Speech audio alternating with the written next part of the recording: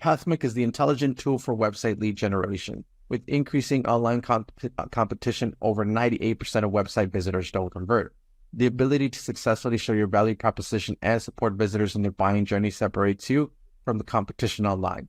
Pathmic qualifies and converts leads on your website by figuring out where they are in the buying journey and influencing them in key decision moments with the relevant micro experiences like case studies, intro videos, and much more. Stay relevant to your visitors and increase conversions by 50%. Add Pathmic to your website in seconds. Let the AI do all the work and get access to 50% more qualified leads while you keep doing marketing and sales as usual. Check us on pathmic.com. Welcome to today's episode. Let's talk about today's guest. We have Félix Robitaille from Cozey, Director of Marketing with them. How are you doing today, Félix? Pretty good. Thank you. Thanks for having me. How are you? Doing great. Thank you so much for joining. And let's kick it off, right? I'm sure our listeners are tuning in, wondering what Cozey is all about. So in your own words, tell us a little bit more. About Cozey? Yes. Sure. So we're a Canadian company based in Montreal. And what we do is we innovate in furniture to deliver the best customer experience in the furniture industry for our community.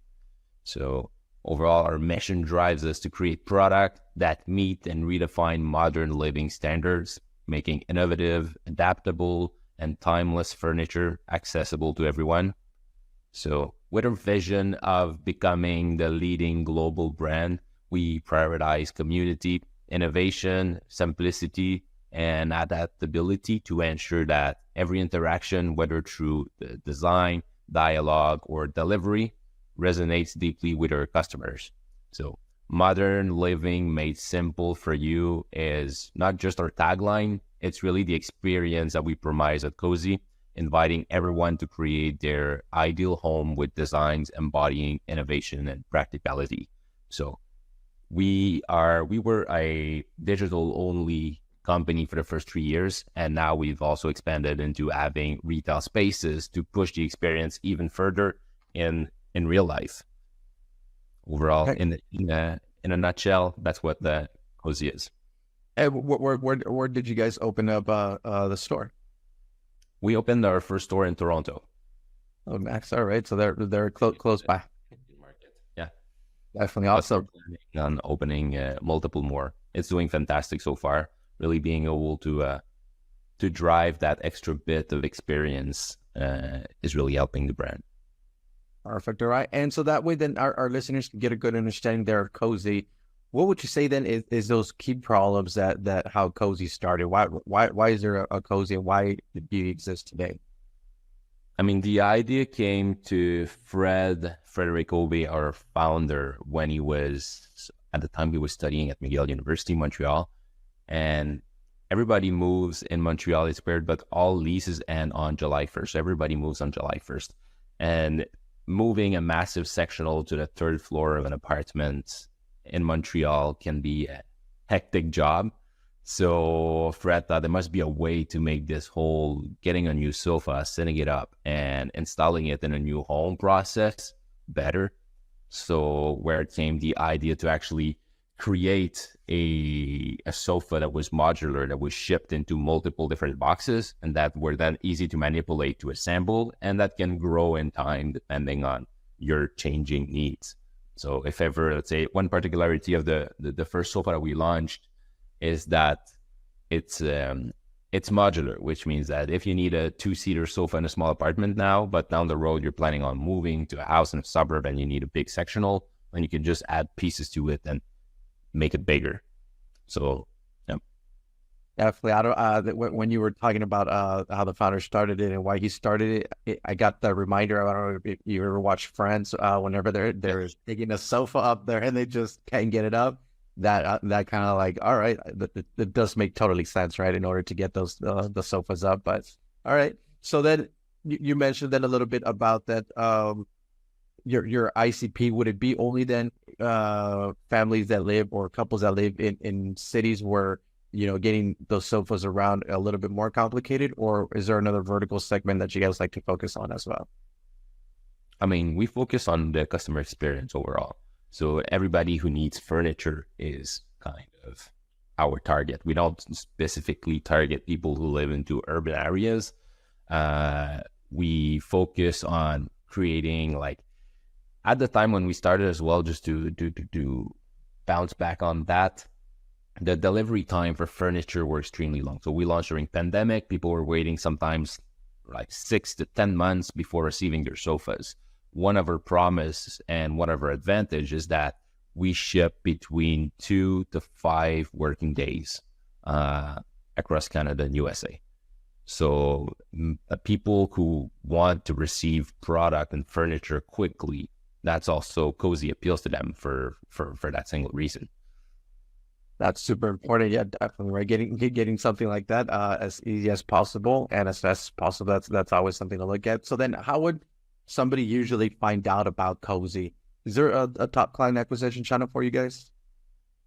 I mean, overall, I think providing an experience that is above and beyond what people are expecting is going to make them talk about our product. So word to mouth is really something that is great for Cozey. It's rare that people are going to talk about really their furniture shopping experience with a friend. But when you go above and beyond and you make it really special, then people are going to talk about it and say, hey, I ordered a sofa at Cozey. It arrived quickly. The order process was really simple. Great customer service. I configured my sofa in my space, displayed it in augmented reality in my living room, and ordered it. So word to mouth is something that we're focusing on by creating that amazing experience. And then we do a lot of digital marketing as well. I mean, we have different upper funnel strategies across all social channels and Google as well. So we're using all Meta, Google, Pinterest, TikTok suite, and also are doing out of home into specific markets. So out of home campaigns on billboards, radio, and podcast as well. So we do podcast sponsors. Okay, awesome. Great to hear that. And well, then, so that way our listeners who are tuned in can go ahead and visit you. They can always check you out at cozey.com. What role does the website then play for you guys now? I mean, the website is the core of the business. It's where people, for the most part, interact with the brand for the first time. So that's where they can discover all the products that we offer. That's where also they can design the product that they need. So everything being modular, people can really design the sofa or, I mean, their whole living room, depending on their needs, on their space sizes as well.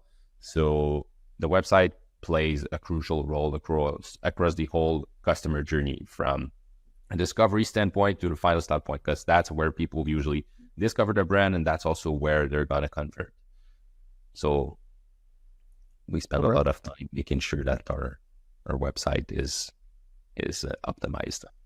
Definitely. And on that note, is there any tools or tips or methods that you would recommend to our listeners as far as some website lead generation then? Website lead generation? I mean, you mean driving traffic on a website? Yeah, I mean, is there any tools that you would recommend, any methods that you would recommend to our listeners? I mean, social to me is social, and Google search would be the best tools for us to drive traffic on a website. And then it depends on how you build your funnels. Was that your question? Yeah, I mean, it was related towards, getting a little bit of recommendation for our listeners. So is do have a lot of traffic. Yeah. Drafting your customer journey first on a piece of paper, knowing how they can hear from you, how they realize that they have a need, and then position yourself into, put yourself into customer shoes and try to see what would you do if you were looking for a new piece of furniture, and make sure that you place yourself in their journey and try to get good quality traffic as well on the website. So not only optimizing for number of traffic, but for quality of traffic, and looking at time that is spent on site from your top funnel acquisition channels is also super important, and optimize based on how much time people are spending on your site when you first get them on. All right. So definitely with that buying journey, right? Put yourself there. That's super important, because at the end, that's where people are looking. I think, thanks so much for sharing that, Felix. And well, let's switch gears then a little bit, and let's talk about you as the leader, you being the director of marketing there for Cozey. what are some key tasks you like to focus on your day-to-day work? I mean, right now, I'm focusing a lot on digital digital advertising, so SEM, making sure that all our campaigns or funnels are optimized, that we test multiple creatives as well, testing coffee, testing audiences that we want to target. And right now I'm transitioning more to also the retail expansion of the brand. So focusing a lot on trying to develop new markets for retail spaces. So our strategy when coming to retail in a specific market is going to be to start with a digital concentration of ads in a certain region in that market that we're going to be targeting. And then we're looking for pop-up locations to open a pop-up for like a 3-month period to really test the market and make sure that there's a great opportunity there. And then in planification to open a permanent store in these locations. So right now, a big part of my days is focused on creating retail training plans and program for all employees that join the retail team, and developing also looking for the greatest locations for a retail expansion, but also still a lot of digital going on. Definitely. Okay. All right. And so how do you stay up to date with all the news in the marketing world as far as trends, strategies? Is there a preferred channel that you'd like to go with? To stay on top of trends, I mean, we're in really good relationship with our reps from every platform. So when we're discussing with our Meta reps or Google reps, TikTok, Pinterest, all of them, and we're usually keen to test betas program into these platforms. So to stay ahead of how the trends are moving forward in the digital marketing industry, we're testing betas. We're testing a lot and seeing what works, what doesn't, and then are able to reassess. Other than that, we look at what competition is doing as well in terms of ad trends. Let's say we use Facebook Ads Library to look at what our top competitors are doing, what just top digital DTC brands are doing also in terms of ads. So there's a lot of ways for us to look at what's out there, what's working all over, and what are the best companies that have hundreds of people in their marketing team actually doing. Okay, all right. Thank you so much for sharing that with us. And well, let's jump into our next section then here, Felix, which is our rapid fire question rounds. Are you ready for them? Yeah. All right. Yes. First up is, what is the last book that you read? Last book? Yep. Creativity Inc. by Ed Catmull. All right. Great read there. Great read there for our listeners. Next up then is, if there would be no boundaries in technology, what would be that one thing that you want to have fixed for your role as a marketer today?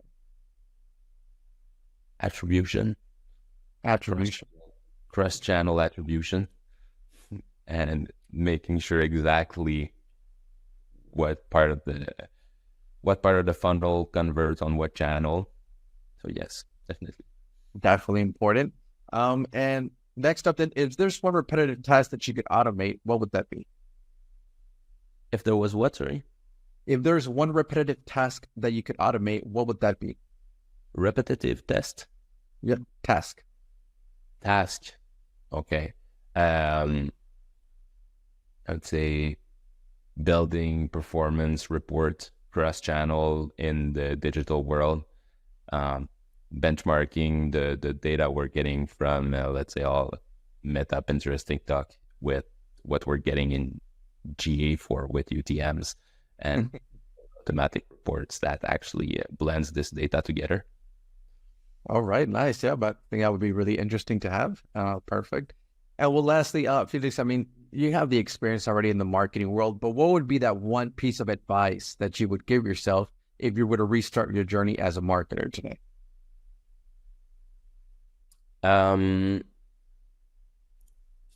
Build a strong structure that allows you to scale in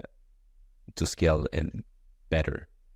So set the fundamentals of what you want to achieve, and then it's going to be better to scale fast.